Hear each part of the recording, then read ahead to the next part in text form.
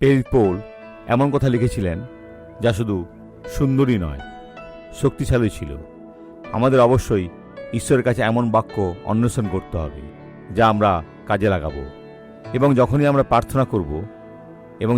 প্রার্থনা করব ব্যক্তিটি তৎক্ষণাৎ অনুভব করবে যে সত্যি একটি ঐশ্বরিক বাণী ছিল এবং সেটি আঁকড়ে ধরবে। তিনি এখানে বলেছেন যে তিনি ফিলিমনকে লিখছিলেন এবং তিনি বলছেন, আমাদের পিতা ঈশ্বর ও প্রভু যীশুখ্রিস্ট হইতে অনুগ্রহ ও শান্তি তোমাদের প্রতি বর্তুক। তারা কি একই ব্যক্তি? না, তারা দুজন ভিন্ন ও পৃথক সত্তা, কিন্তু ঈশ্বর এক। পবিত্র আত্মা হলেন তৃতীয় সত্তা, ভিন্ন ও পৃথক কিন্তু একমাত্র ঈশ্বর। সুতরাং তিনি তাদের সকলের প্রতি অনুগ্রহ প্রেরণ করলেন। আমাদের পিতা ঈশ্বর ও প্রভু যীশুখ্রিস্ট হইতে অনুগ্রহ ও শান্তি তোমাদের প্রতি বর্তুক। আর তিনি পবিত্র আত্মার কথা কেন উল্লেখ করেননি?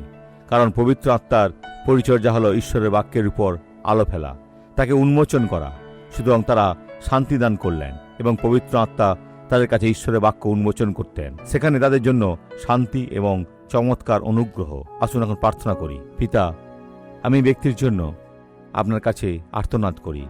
সে পুরুষ হোক, নারী হোক, যুবতী হোক, যুবক হোক, বালক হোক কি বালিকা হোক, বৃদ্ধ হোক বা বৃদ্ধা হোক, তাতে কিছু যায় আসে না। আর আমি শয়তানকে বলি, এই জীবন থেকে বেরিয়ে যাও। আর আপনি বলুন, আমি বিশ্বাস করি।